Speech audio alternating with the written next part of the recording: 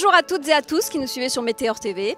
Je ne sais pas comment vous sentez-vous aujourd'hui, mais en tout cas, moi, je vais très très bien puisque je suis en charmante compagnie avec le célèbre réalisateur, producteur et metteur en scène, Elie Chouraki. Bonjour Elie. Bonjour. Comment ça va ? Ça pourrait aller beaucoup plus mal. Là, ça va très bien. Je crois que pour un 12 décembre, sous ce soleil magnifique de Yafo, d'ailleurs, merci beaucoup de nous recevoir dans votre magnifique maison à Yafo. Je vous en prie, c'est un plaisir. C'est un honneur pour nous. Alors aujourd'hui, Elie, on est avec vous parce que tout d'abord, bien sûr, il y a le retour des 10 commandements, on va en parler, mais aussi parce que vous nous préparez un petit bijou de spectacle, donc le prénom. Oui, absolument. Le prénom qui a été un succès tant au théâtre qu'au cinéma, puisque ça a été un succès aussi en France et déjà en Israël, je crois. Oui, joué 400 fois en Israël. En hébreu. En hébreu. Alors là, on va jouer nous en français avec des sous-titres hébreux, avec une mise en scène qui est différente, puisque j'ai essayé d'apporter un peu ma touche. Alors racontez-nous, Monsieur Chouraki, comment justement vous avez atterri dans ce projet? Qu'est-ce qui vous a séduit? D'abord le plaisir. Quand j'avais vu la pièce à Paris, j'avais dit à Bruel, je lui avais dit, écoute, j'adorerais faire un film avec cette pièce. Et puis il m'avait dit, on est en train de le faire, donc l'idée, je l'ai oubliée. Mais c'est vrai que quand Bernard m'a proposé donc Bernard Bitan, qui est producteur. Tout s'est fait par des rencontres. D'abord, il y a Gad Ben Simon qui s'occupe des décors, qui m'a un jour dit « Ça t'intéresserait de mettre en scène au théâtre ici ?» J'ai dit « Oui, pourquoi pas. Est-ce que ça t'intéresserait ?» Il y est allé en homéopathie, oui. « Est-ce que ça t'intéresserait de mettre en scène le prénom ?» J'ai dit « Oui, bien sûr, mais avec qui ?» Ah, ce serait bien que tu rencontres les comédiens. Et puis petit à petit, j'ai rencontré les acteurs. On a fait une lecture. J'ai un peu déjà tricoté la lecture en changeant les personnages. Ils s'étaient distribué des rôles et je les ai un petit peu changés, été avertis. Alors justement, pour ceux qui ne connaissent pas encore la pièce, est-ce que vous pouvez nous raconter vraiment brièvement, avec vos mots, l'histoire? C'est un dîner entre frères, sœurs, beaux-frères et amis, mais très très proches. C'est une famille, c'est des gens très très liés. Et le protagoniste principal, dont la femme est enceinte, va annoncer le prénom de son fils. Et à partir de là, une succession de règlements de compte vont se mettre en place, car évidemment le prénom n'est pas du tout accepté. Ce prénom, c'est Adolphe. Et pour des raisons qu'on peut imaginer, il donne la chair de poule à tout le monde. Alors moi, j'ai un peu corsé les choses parce que je le fais un soir de Shabbat à Tel Aviv. Okay. Donc ça rend encore les choses beaucoup plus énervantes.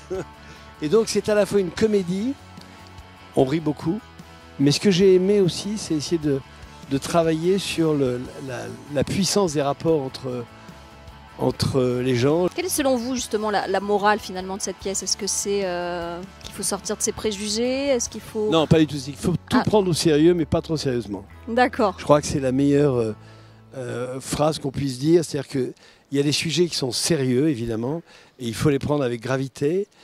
Mais c'est vrai que quand en plus on peut s'en amuser parfois, culturellement, je trouve que c'est un petit peu ce qui nous ressemble et je pense que c'est la bonne direction. Qu'est-ce que vous pouvez nous dire justement de la troupe d'acteurs Bernard Bitan dans la peau de Patrick Bruel? Ils sont très mauvais, ils sont désagréables, antipathiques.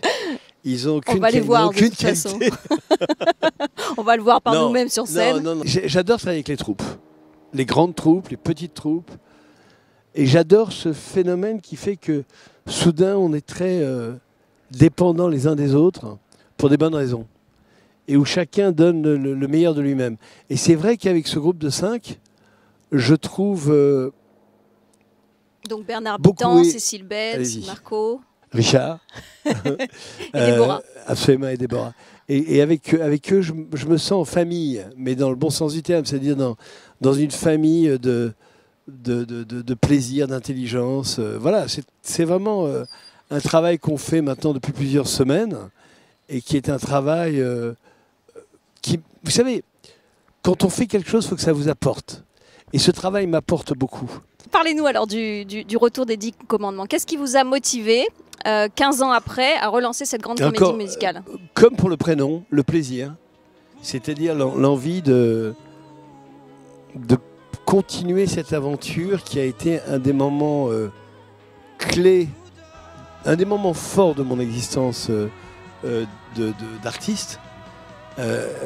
Depuis que j'ai créé ce spectacle, il m'a apporté évidemment énormément de satisfaction, quelques ennuis aussi, quelques tragédies, mais beaucoup de bonheur. Et surtout dans ce qui est toujours mon but, c'est cette recherche d'échange avec le public. Il faut venir voir les 10 commandements, pas seulement pour le spectacle, mais pour voir ce qui se produit à la fin du spectacle. Cette espèce de synergie, symbiose. Oui, il se passe quelque chose dans les salles où on fait ça, où pendant quelques minutes, 10, 15 minutes, on était à Bercy là, il y a quelques semaines, pendant quelques minutes, il se passe quelque chose avec ces 7500 personnes et les spectateurs qui sont sur la scène, qui est absolument incroyable. Un échange, une fraternité, un moment de paix, un moment de relation puissante que je n'ai jamais vu. Mais nulle part, hein. Dans tous les spectacles que j'ai vus, il y a vraiment quelque chose de très très particulier. Et les gens partent avec quelque chose de bon, du plaisir, du bonheur, qu'ils vont conserver pendant longtemps, parce qu'on reçoit des témoignages où les gens nous parlent de ça, que ce spectacle les accompagne longtemps. Pour tout le monde, il y a ce moment fort. Alors, quels sont justement les changements par rapport au premier spectacle? Les grands changements? Alors, vous savez, c'est comme le gâteau de sa mère ou de sa grand-mère. Il est parfait. Et puis, au fil du temps, on se dit, tiens, si on rajoutait un petit peu de ça, un petit peu de ça, un petit peu de ça, il devient encore meilleur si c'est possible. Et bien, c'est exactement ça. C'est-à-dire que le spectacle, il existait, tout le monde l'a vu. 2 millions de personnes l'ont vu en France, 1 million de personnes l'ont vu à l'étranger. Il avait sa force, il n'était pas question de changer, de bouleverser les choses.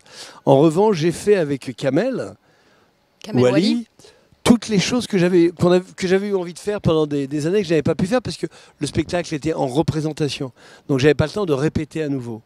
Et là, on a remonté le décor à la Cité du Cinéma à Paris, chez Luc Besson. On a répété pendant 2 mois, décor terminé, lumière, et donc j'ai pu affiner tout ce que je voulais affiner. Je suis allé au bout de mes rêves. Et ceux qui l'ont vu vont peut-être pas s'en rendre compte, mais en tout cas, le spectacle est sans doute meilleur qu'il n'a jamais été. Ah oui. Oui. Alors, en parlant du spectacle, donc vous envisagez peut-être de nous l'emmener ici en Israël? Oui, oui. Je mets beaucoup d'énergie pour que le spectacle soit ici en 2018. D'accord. Je mets beaucoup d'énergie pour qu'on puisse... Mais je voudrais qu'il soit chanté en hébreu par des chanteurs israéliens. Et en fait, qu'on ait des danseurs israéliens, il y a une école de danse ici qui est absolument extraordinaire. Refaire une troupe refaire ici. Complètement une troupe israélienne. D'accord. Et peut-être le faire dans des lieux emblématiques comme Masada, comme... je ne sais pas. Je suis en train d'étudier ça avec mes partenaires. Il y a un problème économique, certain, parce que c'est un gros spectacle, il faut l'apporter ici, le remettre en place. Mais c'est comme ça que je souhaite qu'il soit fait, mais j'espère qu'on va résoudre tout ça et qu'on va le faire. Emmener donc les 10 commandements. Vous savez, j'y rêve depuis 15 ans, et comme je vais toujours au bout de des vos choses, rêves, comme dirait Jean-Jacques. Oui, je vais au bout de mes rêves, je vais vraiment essayer d'aller au bout de celui-là. D'accord. Alors, en parlant de vos rêves, un de vos rêves, c'était de vivre en Israël, on va en parler. Oui. Vous avez fait votre alia en 2013. Oui. Qu'est-ce qui vous a décidé ? Écoutez, c'est un parcours long, parce que la première fois que je suis venu ici, j'avais 21 ans. Je tournais avec Claude Lelouch toute une vie. C'était donc en 71-72. C'était après la guerre. Et c'était la première fois que je venais en Israël. Vous savez, juif, pour moi, quand j'étais jeune homme, c'était un peu comme être parisien. On est parisien, on est juif, on joue au volleyball. C'était pas une chose qui me tenait très fort. Et puis, le temps a passé et cette arrivée en Israël quand j'avais 20 ans m'a fait ressentir certaines choses que je n'avais ressenties nulle part ailleurs. Et donc, ça a commencé à m'interroger. Et puis l'adversité, le fait que tout d'un coup on me désigne aussi comme étant juif, a renforcé ma judaïté d'une certaine façon.